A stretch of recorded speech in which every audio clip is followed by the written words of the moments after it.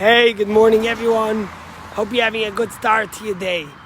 So yesterday we all heard of the resignation of Governor Cuomo after a long accusations of many female subordinates or people that worked for him that the way he was mistreated them, and then there was a report, and finally he resigned.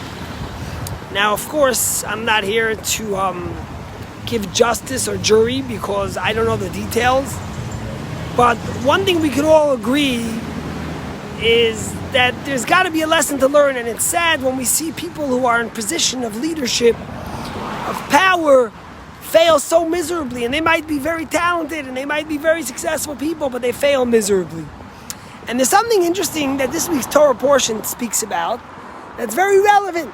The Torah speaks about in Parashat Shoftim that the day will come when we'll want to anoint a king upon the Jewish people. And the Torah tells us, the Torah warns us against him having too much gold and silver, and about him not being haughty. He shouldn't lift his heart above his brethren, above his sisters and brothers. But then the Torah tells us something else too. The Torah tells us that a king had to write a special Torah scroll for himself. And this Torah scroll would go with him wherever he was. And the question, of course, is, we know that in the end of Deuteronomy, the Torah tells us that every Jew has to write a Torah, right?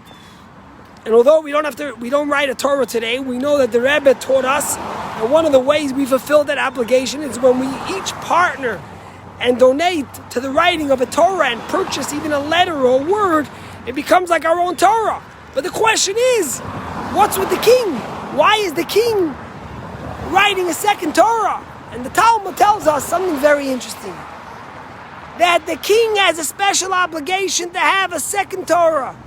One Torah always stayed in the house, in the kingship, in the royalty, in the palace.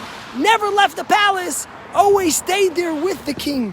And the other Torah would go out with him wherever he went.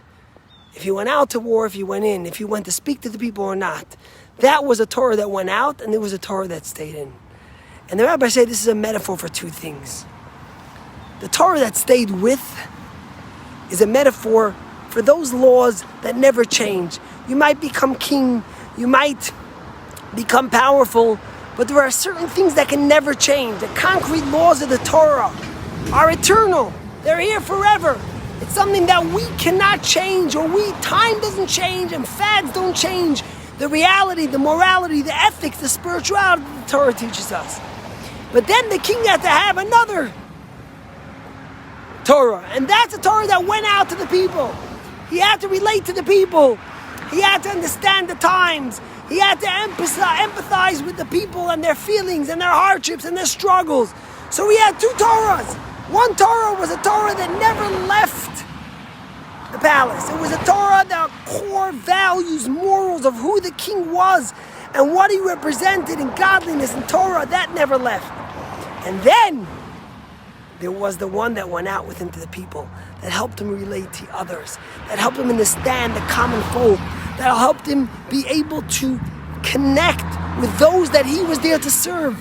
The Torah warns us and reminds us that a king is actually there to serve the people, not the people serving him. A president, a governor, a senator. You know, that's one of the problems and why so many people want term limits. Because what happens is we find out that people forget why they're in office and who they're serving. In fact, the Torah in the verse says that his days at the palace shouldn't be lengthened. In any case, there's two Torahs. One that stays put, and one that goes out to the people. You know, the Dubna Maggid said something very beautiful. The Dubna Maggid was a great orator, and he would go from city to city inspiring people to change and to become better. And he said the story about this town where there was a farmer who his fame was near and far about his archery strength. He was the perfect archery guy. And all the archers from all the surrounding cities came to visit him once. They wanted to figure out what's his trick. And they come to his farm and they see all these bullseyes and targets, and in the center exactly is an arrow. And they went over to this guy and they said, how do you do it? How are you able to be so exact? And he said, very simple. He said, first I shoot the arrow, and only afterwards do I make a target around it. And the Dubno Maggid says the same thing is with the Torah. You can't be a leader, you can't be a God-fearing Jew and shoot where you want and then move the Torah to circle around your shot that you shot. No! The Torah stays. The morals and values stay. And then you shoot to that exact area. And it's a message for our leaders to hear. To remind them, as the Torah says in this week's Torah portion, not to lift your heart and be arrogant and be pompous above your sisters and brothers. Not to think that they serve you, but to remember that you serve them. And to remember that the Torah, the values, the moral code never leaves and stays with you the entire time. You have to remember to always follow the laws you preach and to always safeguard the laws. May Hashem bless us all. We're all in a position of leadership.